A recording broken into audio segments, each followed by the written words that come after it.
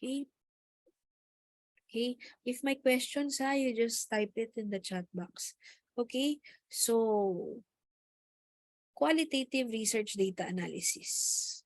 The final part of your paper is when you conduct data analysis. Okay? So, definition of data analysis, as I've mentioned, when we conduct data analysis, when we perform data analysis, we use the data gathered and then we analyze or we interpret them to come up with an answer or the solution to our problem. Okay, so how do we do this? Of course, we first do the data management, meaning we collect the data, we fix them in order. Okay. Haba na pala.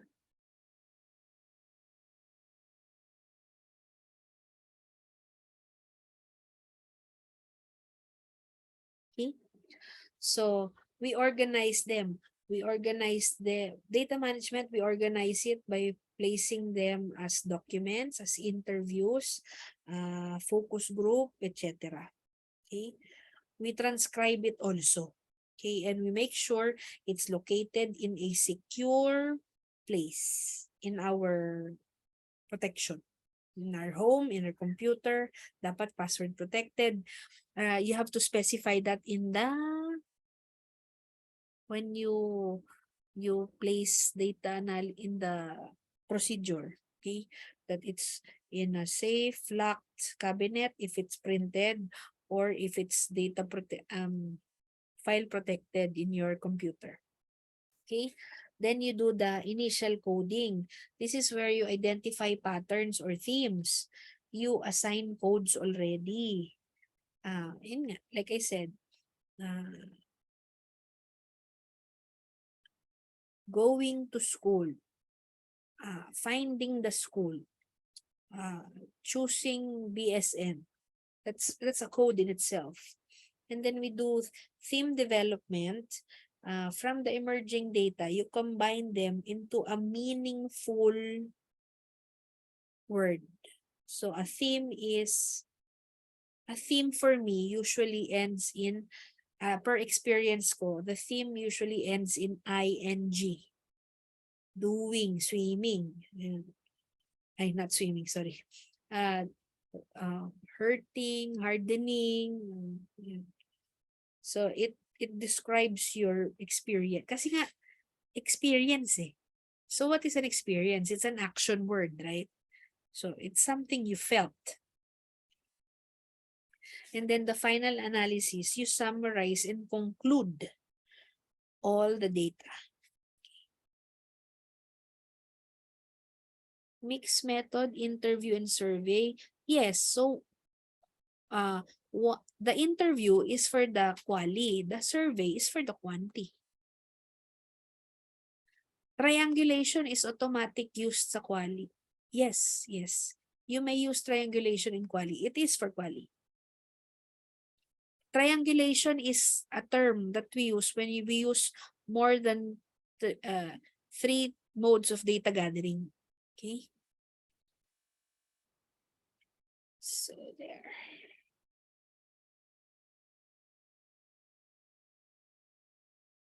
Okay, so initial coding, definition, importance of initial, methods of initial. Okay.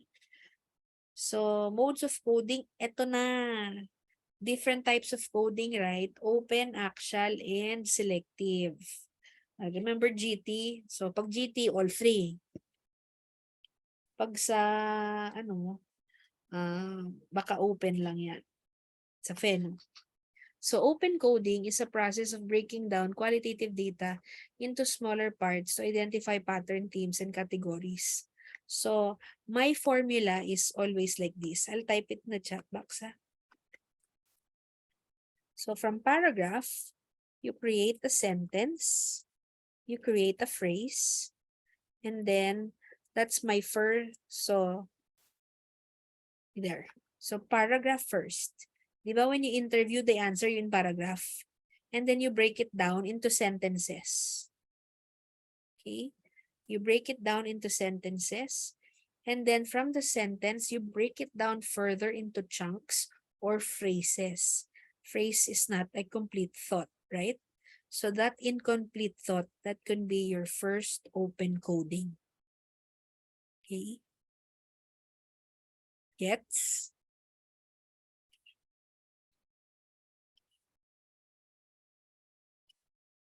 So here, how do we do it? You read the entire thing, your entire paragraph. Read it. Then reread it again.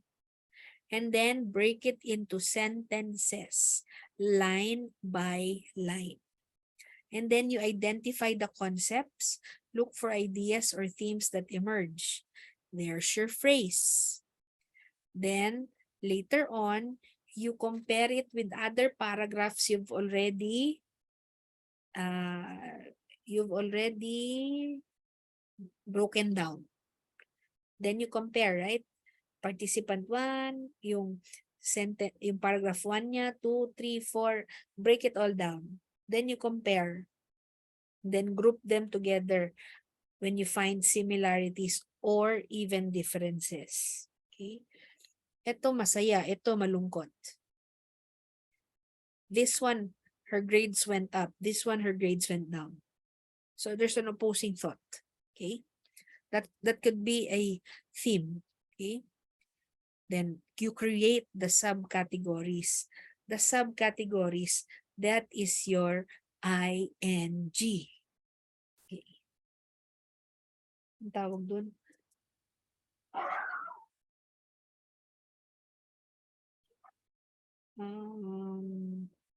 Yung tawag dun.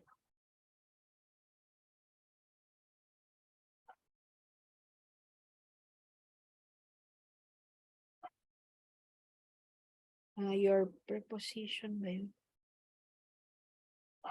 Prepositions.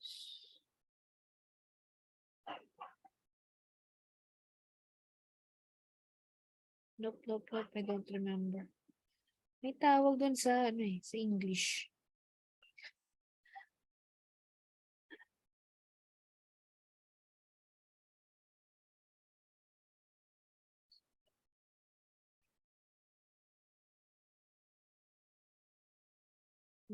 Anyway, basta si ING. And then you review them. Okay? When you review it, meaning you're reading it once again. And then you see, oh, this can be similar. These are similar. I can join them together. Until paliit na lang siya. Until you come up with your themes. Okay? Then you name them. And then you have your code book. So later on, when you look at your codes, it fits. Participant 1 has it, participant 3 has it, participant 4 has it. Okay. So, before, I used to do it manually. Yellow pad paper. I like doing it manually. But I use now Excel. Excel, kasi why? The Excel has a auto prompt, right? When you write down a phrase, all other phrases will, if you copy paste that code, it will just, it will continue uh, automatically. Okay? So actual coding, what you do here is, di ba, open, you get the initial. So sa actual, you organize and categorize them based from the open coding. So si open muna, and then si actual, you break it down further. Okay. Parang think of vertical si open, horizontal si actual. Okay. So identify the core concepts. Okay. And then you create categories. Then you assign codes to the categories. But if they have multiple categories, for example, what are multiple categories?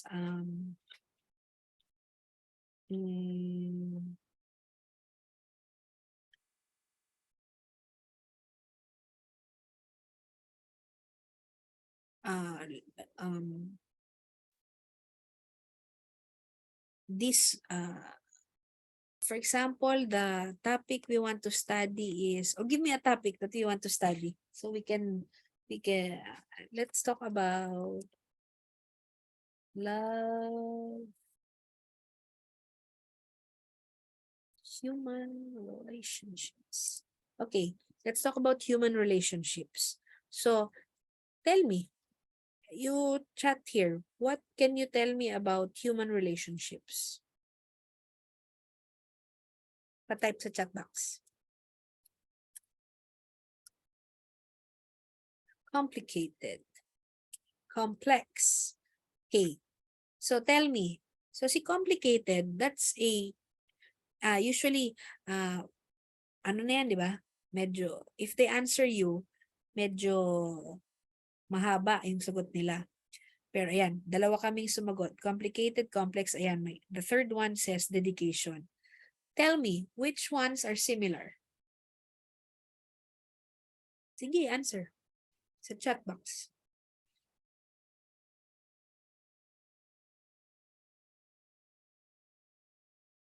Mag-add pa ako ng isa. Okay, correct. So, the first two are similar, right? So, let's combine them. Correct. Complex and complicated. So, our first code would be complex and complicated. Now, so instead of putting complex and complicated, what one word can you use? So, pwedeng difficulties and anong topic natin? Ano sabi ko? Human relationship. Difficulties of human relationships. Pwedeng ganyan. Or complexities of human relationships. So that in itself is already a code. Okay? So later on, when you see something else that is similar to this meaning, you just add it there. Okay? Tapos gagawa kayo ng box ganito. Complexities of human relationships. Complex.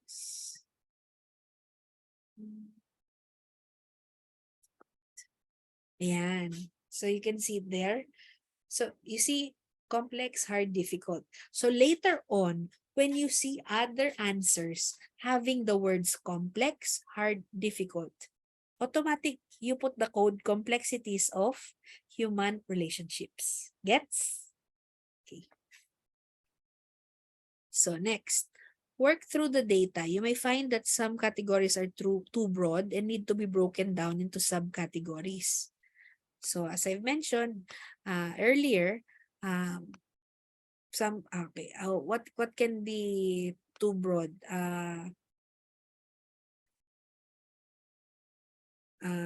Human relationships.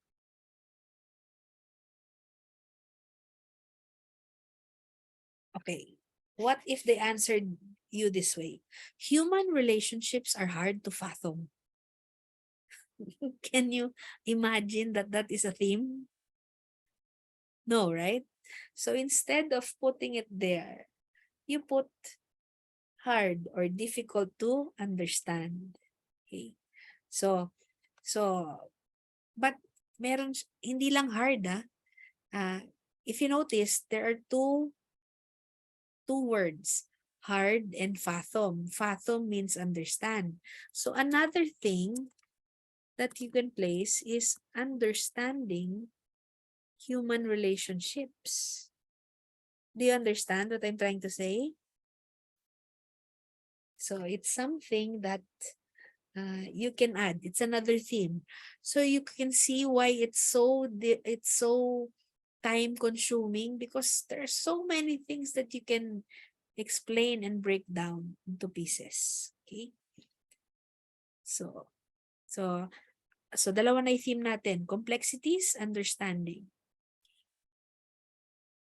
Okay, next. Establish relationships. Once you have developed categories, analyze the relationship between them, and then you start building patterns and connections. And then you refine them by diba? You break them down.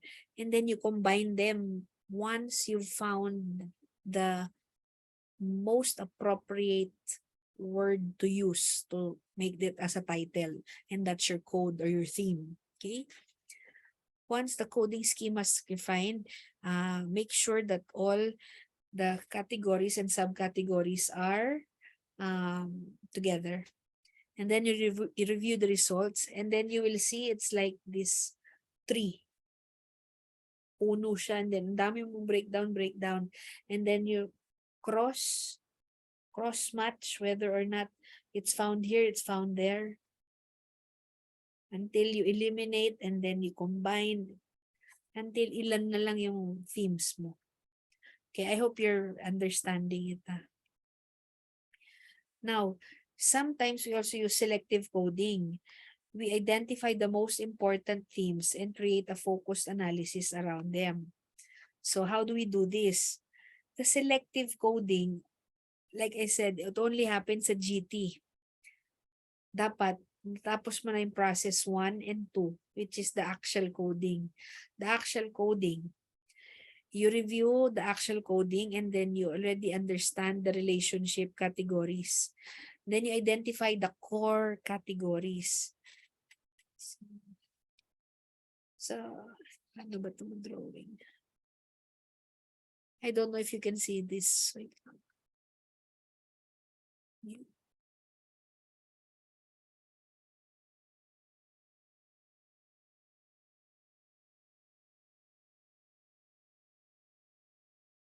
Okay, I'll just show this to you for a while. Okay. So, in selective, di ba, we have the main, we have the like that, like that, like that. For example, can you see this? I hope you can see it. So, team 1, team 2, pangit sulat ko. Team 3. Until 10. Kunyari hanggang 10. So, in selective coding, you already choose what really fits your title or topic.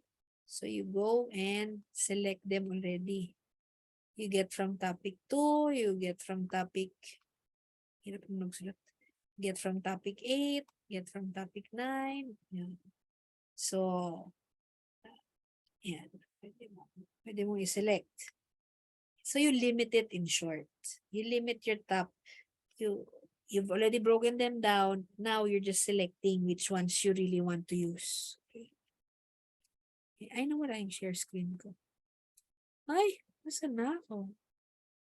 Ba't nawala? Wait. No. Sorry. Oop, there. And then you integrate them into categories until you have this understanding. It tells you already a story of the connection. Okay. And then identify the exemplars, meaning the actual, the best thing that would illustrate the theme. For example, in terms of hard to understand difficulty. That's the term you want to focus on, difficulty. Yan. Then check for consistency. Check mo if it's similar to another theme, mali yun. You have to combine them. Okay? So you can't have difficulties, you can't have complexities because it's the same thing. You combine them. Okay?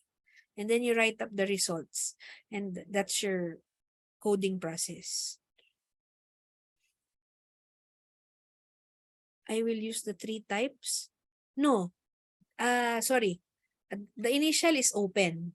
The initial is open coding. The second is actual. The third is selective. The actual and selective are usually done in GT. Pag Feno ka, open lang. Open coding. Okay. So, theme development. And actually, in phenomenology, we don't really call it open coding. Coding lang. Sa GT lang yung tatlong title na yun. Open, actual, and selective. Definition of team development. So, ayan, dito na tayo. So, theme development, process of identifying the patterns or themes within the data that have emerged through the initial coding or, yun nga, coding itself. Okay, then we do the, so in coding, we group the things that are similar together. Okay, then we group them, yung broader categories, di ba? We break them down. And then we do the thematic analysis. Okay, wait. So for coding, we break down chunks to find a simpler meaning. When we do thematic analysis, we use themes. We look for themes. Okay. In grounded theory, similarly, what we do is we create in grounded theory, we come up with a theory. We come up with the process of the experiences combined with their behavior to come up with the theory. Pag content analysis, we look at text. We read and then we analyze content. Pag narrative analysis, ano ulit? Stories. Okay? These are the different ways of how we come up with themes through coding, thematic analysis, grounded theory, content analysis, and narrative analysis. Okay. Okay, then the final analysis is, of course, when you write the final paper. Methods of analysis, we integrate, we interpret, we synthesize, we do reflexivity, and member checking. So, integration. Integration is where, Integration is where we integrate what is written, what is interviewed, and our definition of what was explained to us by the participant of their experience. Next is to interpret. If the integration kasi is just presenting a description, we integrate and then that's it. Okay? We present as is what we collected. Sa interpretation, we add the interpretation to the findings. Okay? Sa synthesis, we synthesize together, how do I say this? We come up with a summary. Okay. Reflexivity, remember I told you earlier about Bridling, the one after. Before, during, and after the presentation, we have to write what we felt during the entire conduct of the study. So the reflexivity process is you writing down what you felt, what you learned during the entire conduct of the research study. So your reflexivity process is a reflection of what you learned as the researcher in the conduct of your paper. And member checking is always included because you go back to your participant and ask them, these are the results of my study. Do you agree? Do you have any questions? Do you have clarifications? And then they will tell you, I want to clarify, that's not what I said. Or, yes, exactly, that's what I felt. So it's either of the two lang. Okay? So, member checking is important for you to validate your paper to make it more credible, because the veracity relies on your participants saying yes, that is what I said. Okay, now I already mentioned using the yellow pad paper, using Excel, but there are computer assisted qualitative data analysis software, CAC,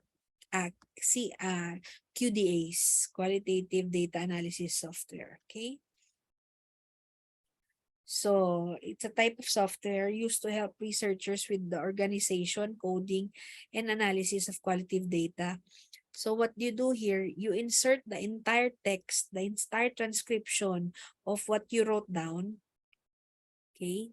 And then it generates, actually, you know what it does lang? It counts the number of times a word is mentioned. So madaming mention, feeling mo theme na yon. Pero sometimes, yes, nakaka-assist siya kasi, oh, mas madami yung sad, mas madami yung happy. Okay. So yung QDA na yan, it just really, it's like doing control F in your computer, but you don't know which one to search for. So different pala. Ang control F is to find, di ba? Pero how will you know what you're searching for? So si QDA, automatic, ang ginagawa niya, they count how many times a certain word is mentioned. And then the certain prompt is for you to indicate there what word what kind of feeling you're looking for, para yun yung trait. Now ito, the advantages, the increased efficiency and speed, kasi nga voluminous amounts ang dami mong interview, and then when you put it there, it just generates for you. It doesn't create the coding for you. It just tells you these are the most number of words, and the interpretation, it's not done by them. It has to be also. So it just assists you in categorizing them into chunks, from paragraph to sentences to phrases. Improve accuracy and consistency, ability to manage, facilitate collaboration, because it's a app. If you send them the software, they can view it themselves too. Ability to visualize and explore. It's like a concept tree when you look at it. All the words that are related, that are unique, comes out. It's just easy to see when you use the computer assisted data analysis software. These are the examples. The disadvantage, it is expensive. $90 per month ata. Yan. Pero syempre may hacks, pero remember ethics. The ethical considerations, okay? So there are free open source softwares, but limited yung the things you can do with it. Ang favorite ko dito is NVivo. It's very user-friendly for me. Tapos, the thing with NVivo is it has a, yung, teka, buksan ko lang yung ano ko. It has a scribing tool. For example, you're listening to your audio, you type, and then with the NVivo, basta it's easier to transcribe. You can hit pause anytime, and hindi katulad, it's not like you have to play, rewind, fast forward. Yan. I like NVivo. Max QDA is so hard to use. Those were the first two, NVivo and Max QDA. I'm not familiar with the others yet, pero these were the suggested useful QDAs. Yes, may bayad siya. Expensive siya. Okay? So, approaches to qualitative data analysis, the inductive, deductive, meron pang isa. Wait. So, inductive approach, meaning from the raw data, you create or develop a new theory or framework. Okay? You explore raw data, come up with a theory, inductive. In deductive, what you do, there's already a framework and then you prove it. So, in qualitative research, we are used to doing inductive because we're aimed at theory building. As opposed to quantitative data, we are used to theory proving.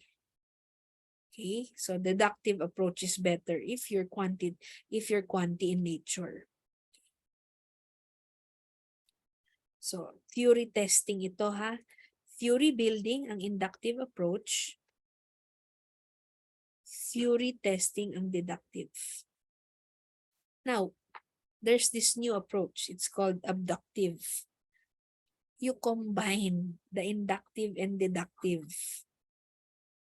So, what they do from the raw data, you create the question, the hypothesis. And then, later on, we deduce whether or not tama.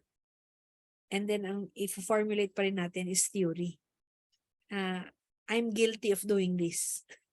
During the defense of my Pheno paper, they asked, quali is usually inductive in nature. Why did you use deductive? So I had to explain that, no, I started with the raw, but later on, since my topic kasi was journey towards becoming a Paulinian nurse, so I wanted to see the unique ideals, the unique characteristics and values of a Paulinian nurse graduate. So, of course, we have what a Paulinian student is. So, yun yung theory that I derived it from. So, mixture siya, abductive. Okay, so I've mentioned already the credibility, transferability, dependability, and confirmability. Okay, so finally, you have to know which appropriate tool to use when you analyze your data. For example, you can't use textual coding if it's through interview. Okay, and vice versa. You can't use text for narrative, okay, analysis. Okay, so these are my references. That is the final lecture for this evening. So, any questions?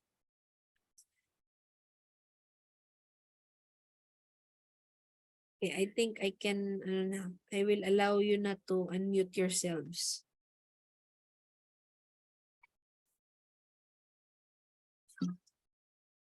Okay, I hope you learned something. Any questions?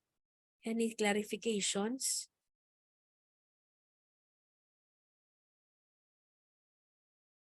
Wala. Okay. I think I was able to, ma'am, meron pala. With regard to any research design, is it okay that a study is just an inquiry, a basis for future studies? Yes. But usually, the inquiry is your problem.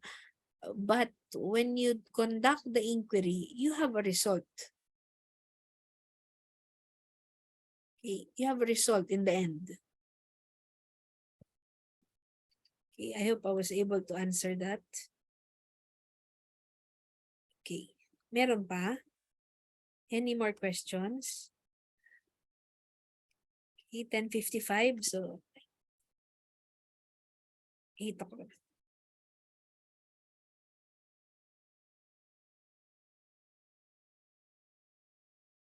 Thank you, Doc Jimmy. Okay, thank you. I hope I was able to help.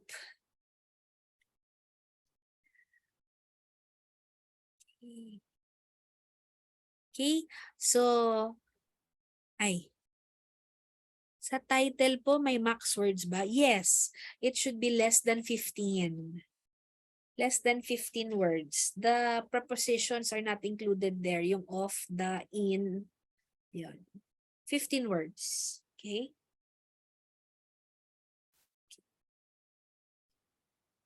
If it's too long, sobra naman. Okay? So, if no more questions, can I ask you to switch on your cameras? Mag-picture lang tayo. Okay?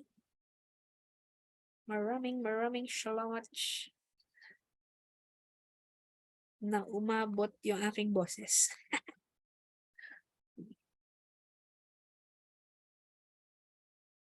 Okay, open your cameras please. Okay, screenshot po lang ako. Okay. Okay, sorry, inabot ng matagal. Si Dr. Liabres kasi madaming pinadiscuss. Okay. Okay. Everybody smile. Okay. Count of 3. 1, 2, 3. First panel, smile. Okay, next. Okay, 1, 2, 3. Smile. Okay. Okay, thank you everyone. Good night. Goodbye.